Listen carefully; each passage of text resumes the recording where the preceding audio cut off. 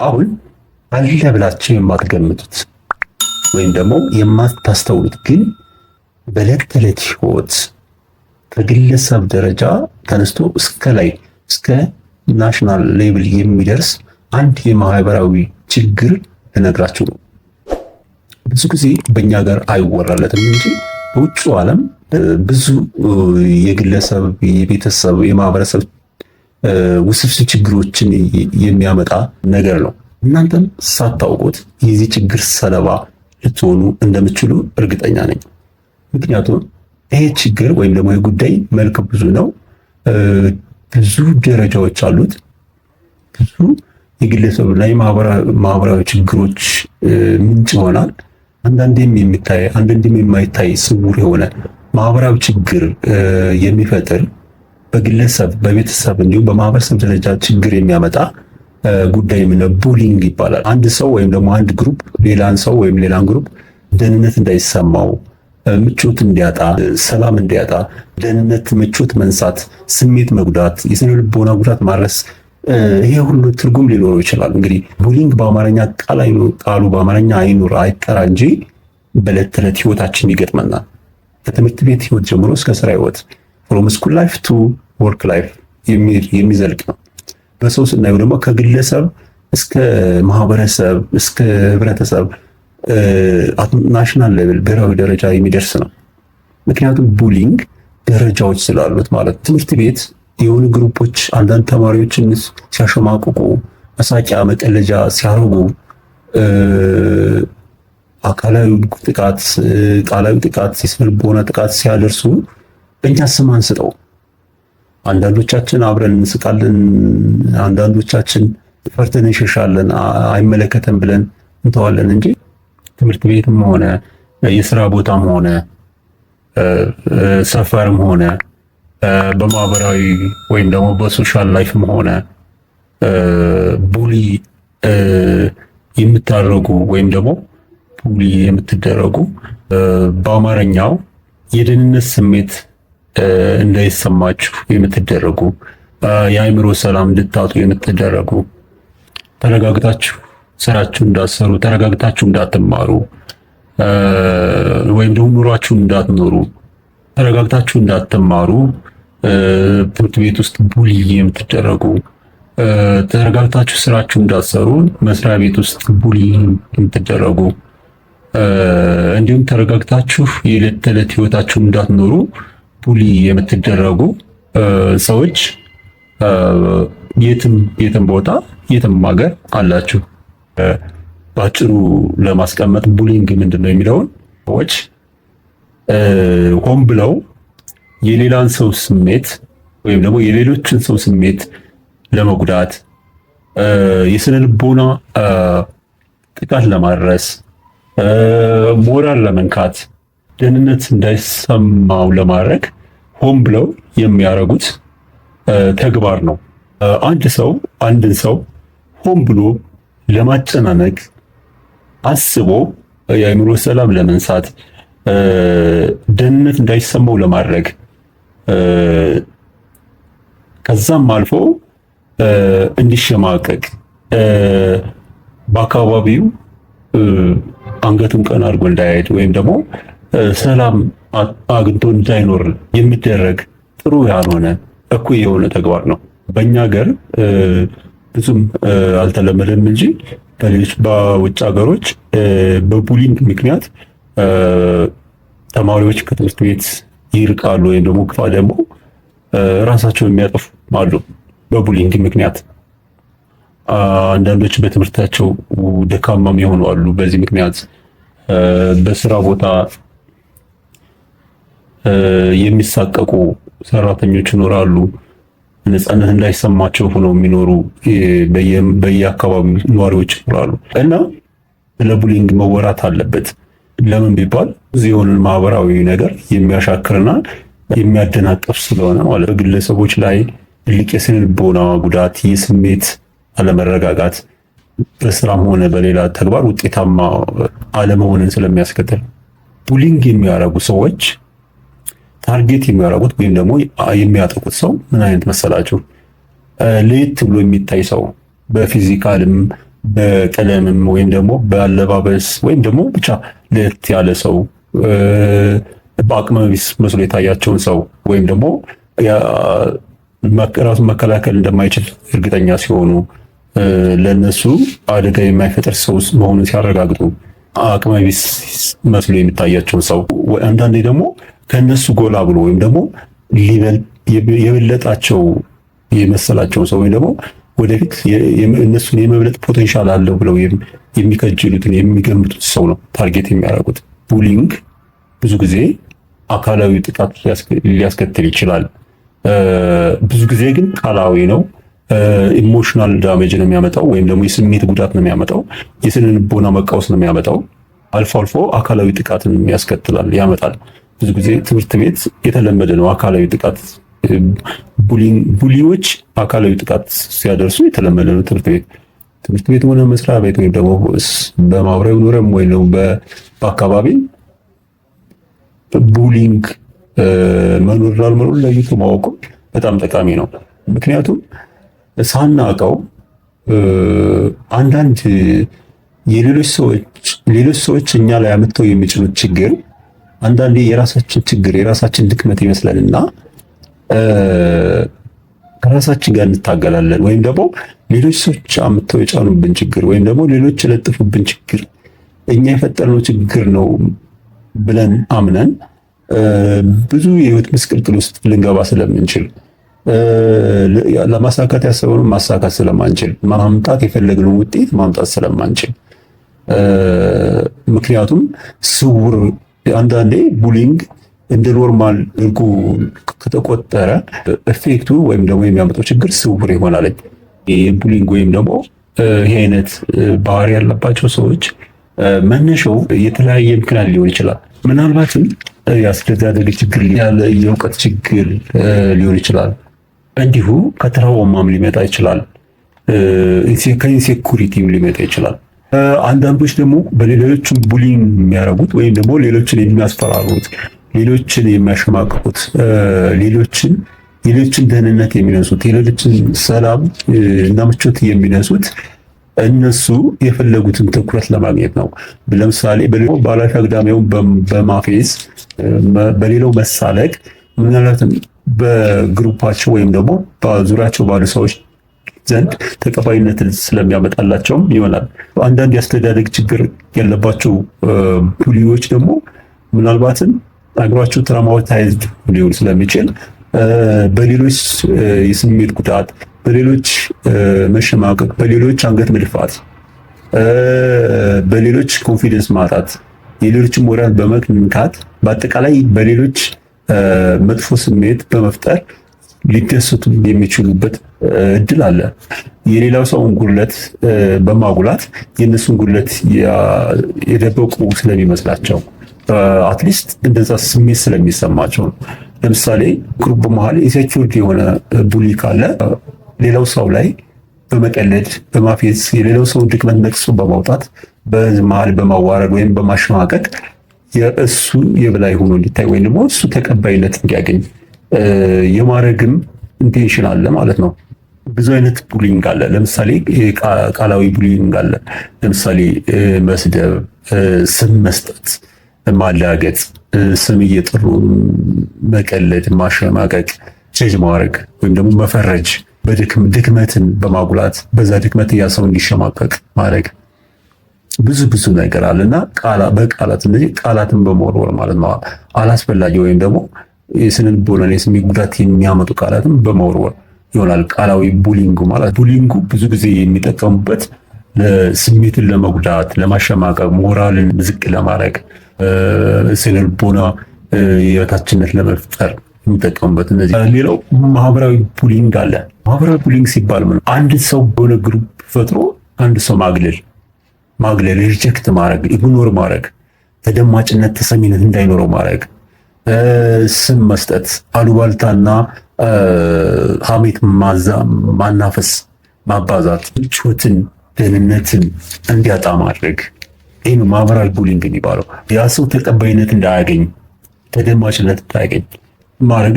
በግሩፕ ሆኖ አንድ ሰው ላይ እንደዚህ ያለ ዘመቻ ሲደረግ ማህበራዊ ቡሊንግ ይባላል። በማህበራዊ ግንኙነት ጊዜ የአንድን ሰው ጥሩ ስም ወይም ደግሞ ዝና ማጠልሸት ሊያካትት ይችላል፣ ሲከፋ ማለት ነው። ሆን ብሎ ኬዝ ወይም ደግሞ ስቶሪ ፈጥሮ የአንድ ሰው መልካም ዝናና ስም ማጠልሸትም የራሱ ማህበራዊ ቡሊንግ። ይሄ ብዙ ጊዜ በማህበራዊ ሚዲያም አለ። እንዳልኳቸው የዲጂታል ቡሊንግ ወይም ደግሞ ማህበራዊ ሚዲያ ላይ የሚካሄድ ቡሊንግም አለ። ዲጂታል ቡሊንግ ማለት አንድ ሰው ፎቶ፣ ቪዲዮን ወይም ደግሞ ብዙ ነገሩ በሚዲያ እየለቀቁ ማጨናነቅ፣ ስምና ዝናን አበላሸት፣ ማዋረድ ወይም ደግሞ ማስፈራራት፣ ይሄ ማህበራዊ ወይም ዲጂታል ቡሊንግ ነው። ሌላው ከፍ ያለ የቡሊንግ ደረጃ አለ፣ ካልቸራል ቡሊንግ የሚባል ቡሊንግ ከግለሰብ ከትምህርት ቤት ከመንደር አልፎ ምን ያህል ናሽናል ወይም ብሔራዊ ሊሆን እንደሚችል ቡሊንግ ማለት ነው።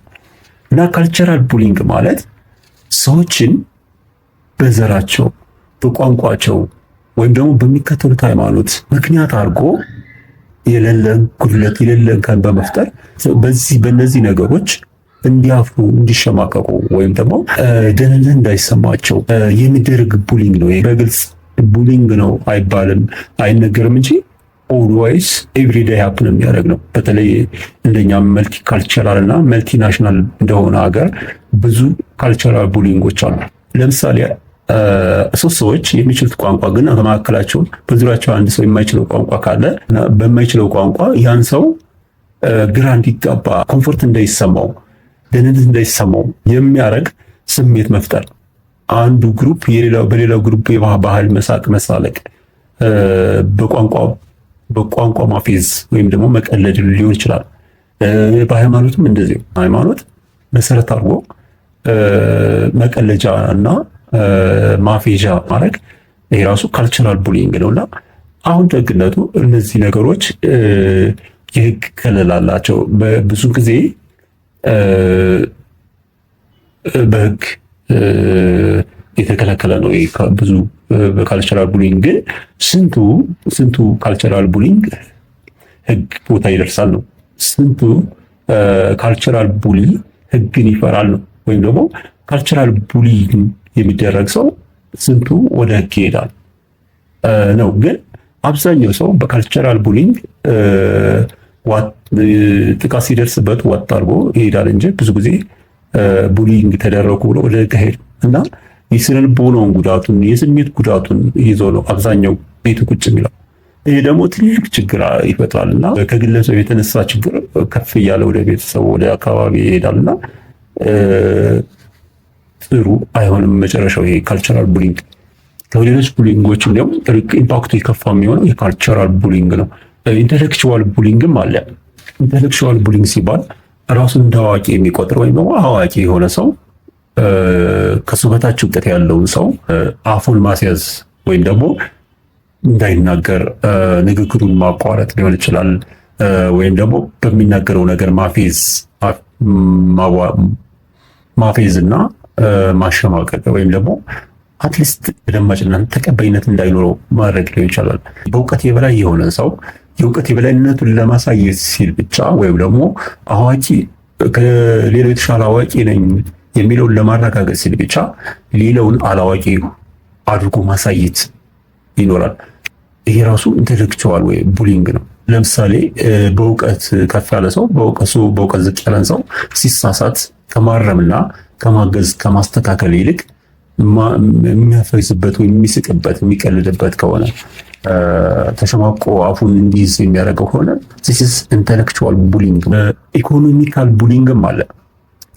ኢኮኖሚካል ቡሊንግ ሲባል ሀብት አለኝ ብሎ የሚያስበው ሰው ሀብት የለውም ብሎ የሚያስበው ሰው ላይ ሲያላግጥ ወይም ደግሞ ሲያሾፍ፣ ሞራሉን ለመንካት ሲረማመድ፣ በቂ ቃላት ትኮሳ ሲያደርግበት፣ ስሜቱን ሲጎዳው፣ የበታችነት እንዲሰማው ሲያደርገው በተለያየ መንገድ ዳይሬክትሊም ኢንዳይሬክትሊም አንዱ ሀብታም ሌላውን ሀብታም ያልሆነ ሰው በድህነቱ እንዲያፍር እንዲሸማቀቅ አደባባይ አንገቱን ቀና አድርጎ እንዳይወጣ የሚያደርገው ከሆነ this is ኢኮኖሚካል ቡሊንግ ማለት ነው።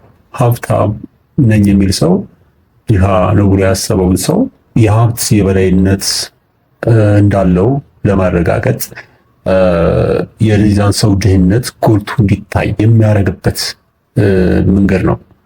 ሀብታሙ ድሃውን ተቀባይነት እንዳያገኝ፣ አንገቱን ቀና አድርጎ እንዳይሄድ ወይም ደግሞ የበታችነት እንዲሰማው፣ ኢንሴኪውርድ እንዲሆን፣ ምቾት እንዲያጣ የሚያደርግ ተግባር ካለ ኢኮኖሚካል ቡሊንግ ማለት ነው።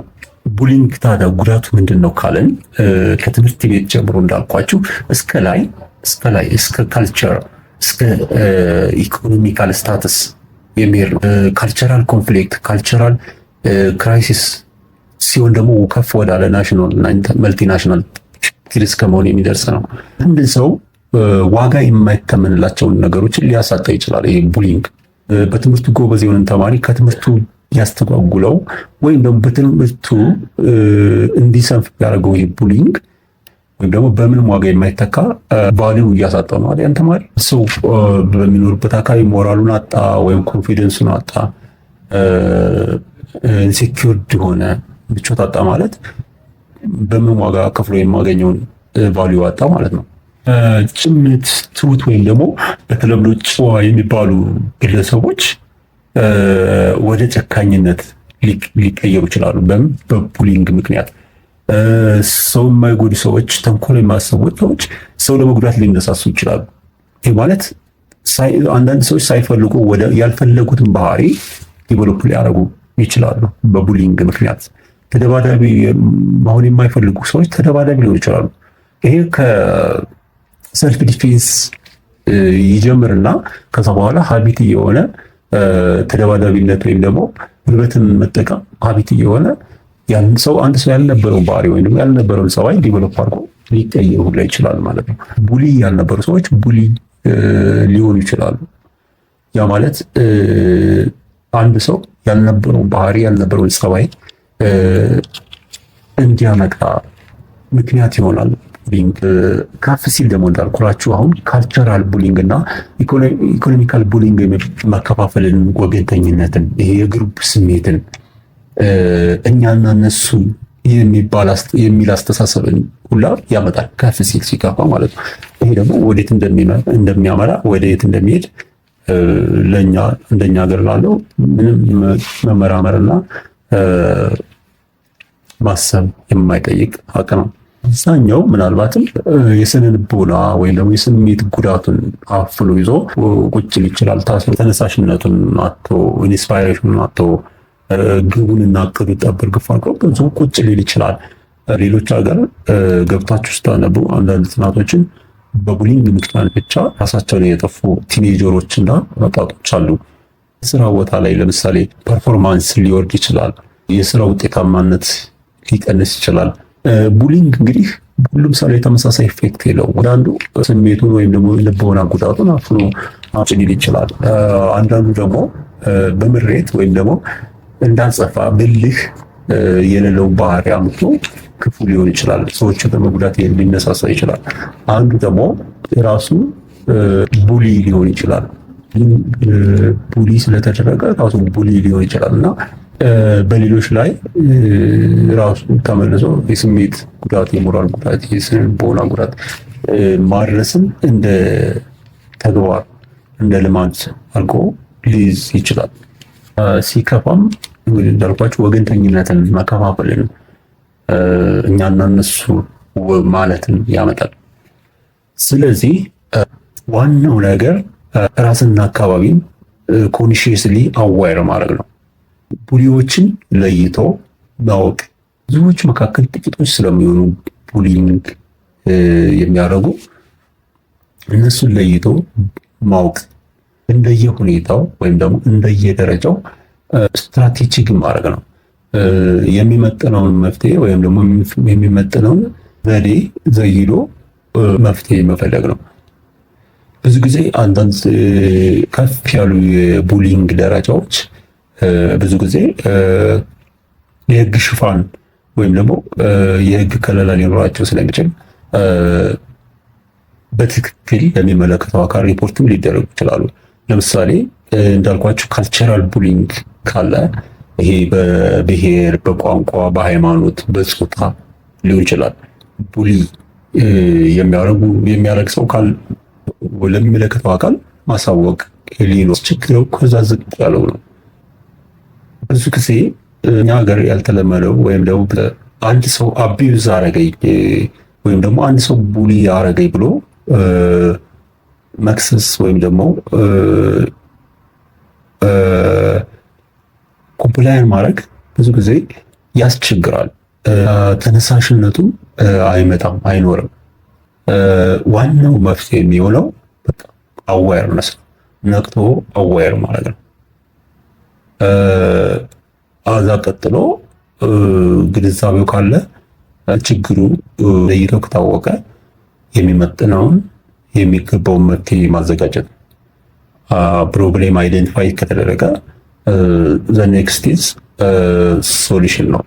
ስለዚህ ለማንኛውም አይደንቲፋይ ለተደረገ ችግር ምንጊዜም መፍትሄ አለውና መፍትሄውን ማበጀት ያስፈልጋል። ከዛ በፊት ግን እንዳልኳችሁ ቡሊንግ ምንድን ነው? ቡሊንግ ጉዳቱ ምንድን ነው? ምን አይነት ቡሊንግ አለ ብሎ መገንዘብ በጣም ጠቃሚ ስለሆነ ነው ይህን ቪዲዮ የሰራሁት።